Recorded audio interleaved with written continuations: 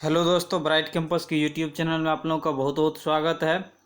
दोस्तों, आज हम लोग देखेंगे कि बहुत सारे एग्जाम में पूछे गए क्वेश्चन जो है, साइंस का जो क्वेश्चन पूछा गया है एग्जाम में, उस क्वेश्चन को हम फिर से रिवीजन करेंगे। आप लोग देखते जाइएगा क्वेश्चन और आप लोग आंसर भी कमेंट करते जाइएगा। तो चलिए चलते हैं क्वेश्चन पर, देखते हैं। उससे पहले, जब क्वेश्चन स्टार्ट करने से पहले मैं आप लोग को एक क्वेश्चन देता हूँ, उसका आप लोग कमेंट में ज़रूर आंसर दीजिए। आपका क्वेश्चन है, कोशिका शब्द का प्रयोग सर्वप्रथम किसने किया था? तो इस क्वेश्चन का आंसर आप लोग जरूर कमेंट बॉक्स में दें। पता है तो चलिए अब चलते हैं क्वेश्चन की ओर, देखते हैं। और इम्पोर्टेंट क्वेश्चन को हम चर्चा करेंगे, जो जो मुख्य इम्पोर्टेंट क्वेश्चन है उसको चर्चा करने जा रहे हैं। आपका पहला क्वेश्चन है, कौन सा विटामिन में कोबाल्ट धातु पाई जाती है? तो कौन से विटामिन में कोबाल्ट धातु पाई जाती है?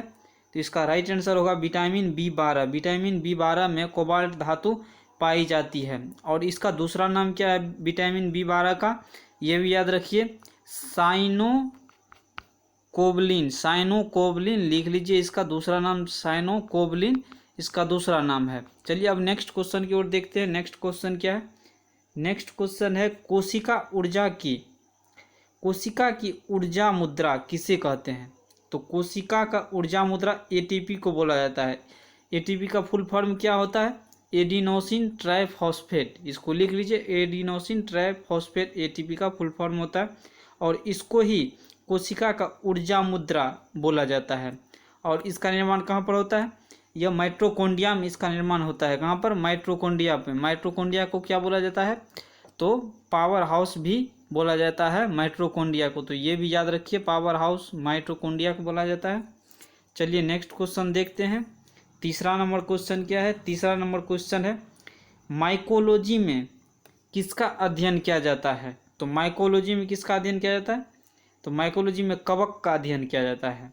कवक के बारे में उसमें डिटेल से हम देखते हैं माइकोलॉजी में। तो आप लोग को जब भी पूछे माइकोलॉजी में किसका अध्ययन किया जाता है, तो कवक का अध्ययन किया जाता है। तो अध्ययन करने के अनुसार ही कुछ मुख्य पॉइंट है ये चारों, इसको भी हम देख लेंगे। तो देखिए, एपीकल्चर में किसका अध्ययन किया जाता है? मधुमक्खी पालन का अध्ययन किया जाता है। किसमें? एपीकल्चर में, याद रखिए। उसके बाद सेकेंड नंबर है सेरीकल्चर। सेरीकल्चर किसके लिए है? ये रेशम कीट के लिए है, ये भी याद रखिए। उसके बाद है विटीकल्चर। विटीकल्चर किसके लिए? अंगूर की खेती के लिए। अंगूर की खेती के लिए इसका अध्ययन किया जाता है। और नेक्स्ट है आपका वर्मी कल्चर। वर्मी कल्चर किसके लिए? केंचुआ के लिए। ये याद रखिए, केंचुआ के लिए। केंचुआ को क्या बोला जाता है? किसान का मित्र भी बोला जाता है केंचुआ। इनकी कमी से कौन सा रोग होता है? तो आप नोट कर लीजिए, इसका राइट आंसर होगा क्वासिस और कोड मेटामसस, इसका राइट आंसर होगा। तो चौथा क्वेश्चन देख लिए। अब चलते हैं पांचवा क्वेश्चन पर। पांचवा क्वेश्चन क्या है? पांचवा क्वेश्चन है आपका, कौन से विटामिन जल में घुलनशील है? तो विटामिन बी और सी। कौन सा? विटामिन बी और सी, ये दोनों जल में घुलनशील है। और बाद बाकी जो भी विटामिन बचा है वो सब क्या होता है? सब वसा में घुलनशील होता है। अगर आप लोग चैनल पर पहली बार आए तो चैनल को सब्सक्राइब कर लीजिए, बेल आइकन को दबा लीजिए, ताकि आपको नोटिफिकेशन मिलता रहे मेरे आने वाले सभी वीडियो का। और आप लोगों को मैं एक प्रॉपर ह्यूमन डिजिट पर एक वीडियो लाने वाला हूँ, जो कि पूरा ट्रिक बेस पर होगा और उसका विशेष चर्चा किया हुआ रहेगा उस पर। और तो उस वीडियो को देखने के लिए आप लोग हमारे चैनल को सब्सक्राइब कर लीजिए, बेल आइकन को दबा लीजिए, ताकि आपको नोटिफिकेशन मिल जाए उस वीडियो का पहले। तो जल्द ही उस वीडियो को लाने वाले हैं, बहुत ही अच्छा वीडियो रहेगा। चलिए नेक्स्ट क्वेश्चन पर देखते हैं। नेक्स्ट क्वेश्चन क्या है? नेक्स्ट क्वेश्चन है छठा नंबर का, बुल्लू बेबी सिंड्रोम किसकी अधिकता से होती है? हाँ, तो याद रखिए क्या पूछ रहा है क्वेश्चन, बुल्लू बेबी सिंड्रोम किसकी अधिकता से होता है? तो ये नाइट्रेट की अधिकता से होता है बुल्लू बेबी सिंड्रोम। याद रखिए, नाइट्रेट की अधिकता से बुल्लू बेबी सिंड्रोम होता है। और एक दो पॉइंट आप याद रख लीजिए जो मैं बता दे रहा हूँ। इटाई रोग जो होता है वो किसकी कमी से, किसकी अधिकता से होता है? तो वो कैडमियम की, किसकी? कैडमियम की, याद रखिए, उसकी अधिकता से होती है। और उसके बाद क्या है? और एक जो होता है मिनी माता रोग, वो किससे होता है? तो मिनी माता रोग भी दूसरा याद लिख लीजिए, मिनी माता रोग होता है, वो किससे होता है? पारा की अधिकता से होता है, जिसको मरकरी बोला जाता है। और पारा ही एक ऐसा धातु है जो कि कमरे के तापमान पर क्या होता है, द्रव अवस्था में पाया जाता है। पारा ही एकमात्र ऐसा धातु है, तो उसको भी याद रखिए। चलिए नेक्स्ट क्वेश्चन देखते हैं। नेक्स्ट क्वेश्चन है सर्वग्राही और सर्वदाता रक्त समूह कौन कौन से होते हैं।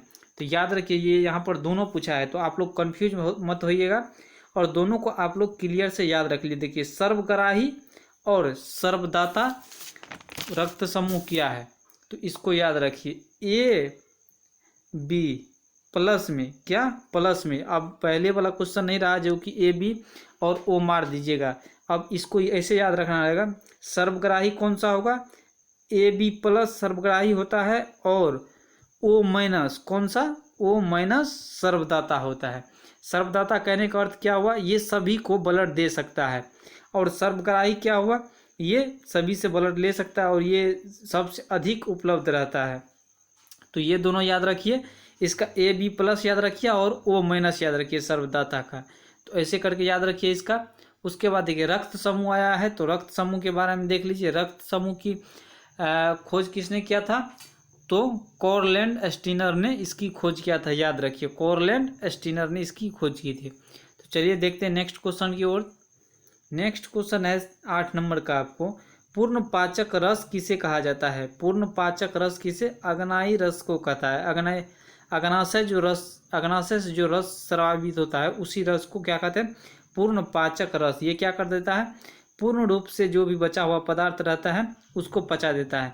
वैसे तो हम लोग जानते हैं कहाँ से, मुख से ही, मुख गुहा से ही पाचन की क्रिया चालू हो जाता है, वहाँ से लार मिलने के बाद।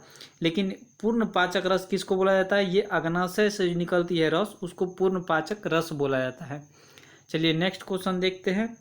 नेक्स्ट क्वेश्चन है आरबीसी का कब्रिस्तान किसे कहा जाता है। आरबीसी लाल रक्त कणिका की को कब्रिस्तान किसे कहा जाता है, इसका राइट आंसर होगा प्लीहा। प्लीहा को बोला जाता है आरबीसी का कब्रिस्तान। प्लीहा का स्प्लीन इंग्लिश वर्ड हुआ और इसका आरबीसी का कब्रिस्तान बोला जाता है प्लीहा को। तो ये याद रखिए। उसके बाद नेक्स्ट क्वेश्चन पर चलते हैं। नेक्स्ट क्वेश्चन है मानव रक्त का पीएच मान कितना होता है। तो मानव रक्त का पीएच मान कितना होता है, ये एक फिक्स में है कि 7.4 इसका पीएच मान होता है। और पीएच मान को किसने दिया था, सोरेनसन ने। किसने, सोरेनसन ने। ये भी याद रखिए सोरेनसन ने पीएच मान दिया था। तो चलिए नेक्स्ट क्वेश्चन देखते हैं। नेक्स्ट क्वेश्चन है मानव रक्त किस प्रकार का रक्त है। तो मानव रक्त किस प्रकार का रक्त है, इसको याद रखिए। मानव रक्त तरल संयोजी ऊतक है। क्या है, तरल संयोजी ऊतक, कनेक्टिंग टिश्यू है ये तरल संयोजी ऊतक। मैं आप लोग को जल्द ही वीडियो लाने वाला हूँ सेल पर। किस पर, कोशिका पर। सेल पर एक बायोलॉजी का, जब बायोलॉजी स्टार्ट करेंगे तो बायोलॉजी में पहला चैप्टर सेल लाएंगे और उसमें पूरा डिटेल से चर्चा करेंगे ये ऊतक के बारे में। सेल में स्टार्ट करेंगे तो उसके बाद उसमें डिटेल से चर्चा देख लीजिए। अभी फिलहाल याद रखिए मानव रक्त किस प्रकार का है, तरल संयोजी ऊतक है, कनेक्टिव टिश्यू है। ये कनेक्ट करने का काम करता है शरीर में, पूर्ण हर जगह, एक जगह से दूसरे जगह ब्लड ही सारा कुछ ले जाता है, तो ये कनेक्टिंग का काम करता है। चलिए अब नेक्स्ट क्वेश्चन देखते हैं। 12 नंबर का क्वेश्चन क्या है, शाही रोग किसे कहा जाता है। शाही रोग किसे कहा जाता है, हीमोफीलिया को शाही रोग बोला जाता है। किसको, हीमोफीलिया को। इस रोग में क्या होता है, इस रोग में होता है कि ब्लड क्लॉटिंग की अवस्था जो होती है वो ब्लड नहीं रुकता है। इस रोग में, हीमोफीलिया में क्या होता है, ब्लड नहीं रुकने लगती है, ब्लड चलती रहती है, तो ये इसको हीमोफीलिया बोला जाता है। और यह पहली बार कहाँ हुआ था, विक्टोरिया, रानी विक्टोरिया को हुआ था। चलिए नेक्स्ट क्वेश्चन देखते हैं। इसके बाद नेक्स्ट क्वेश्चन है इमारतों का कुष्ठ रोग किसे कहा जाता है। इमारतों का, याद रखिए इमारतों का कुष्ठ रोग किसे कहा जाता है। तो याद रखिए इमारतों का कुष्ठ रोग क्यों बोला गया है, क्योंकि ये इमारतों को क्या करता है, क्षरण करते रहता है, तो इसीलिए बोला जाता है इसको इमारतों का कुष्ठ रोग। अम्लीय वर्षा को इमारतों का कुष्ठ रोग बोला जाता है। किसको, अम्लीय जो वर्षा होता है उसको बोला जाता है, जो जिसमें किसका क्या सब मिक्स रहता है, H2SO4 और HNO3, क्या क्या रहता है, HNO3 इसमें मिक्स रहता है अम्लीय वर्षा में, और यह क्या करता है, इमारतों का मतलब क्षरण करने लगता है उसको। जैसा कि आप लोग देखे होंगे कि यहाँ पे ताजमहल में उसका क्या कारण, पीला रंग पड़ने लगा है। क्या पीला रंग पड़ने लगा, किसके कारण पड़ने लगा है, तो इसके क्षरण के कारण, इसीलिए, और यह अम्लीय वर्षा के कारण ऐसा होने लगा है, तो इसीलिए इसको कुष्ठ रोग बोला जाता है इमारतों का। चलिए नेक्स्ट क्वेश्चन देखते हैं। नेक्स्ट क्वेश्चन है, रुधिर में कैल्शियम की मात्रा को कौन सा हार्मोन नियंत्रित करता है, तो इसका राइट आंसर होगा कैल्सिटोसिन। कैल्सिटोसिन हार्मोन रुधिर में कैल्शियम की मात्रा को क्या करता है, नियंत्रित रखता है।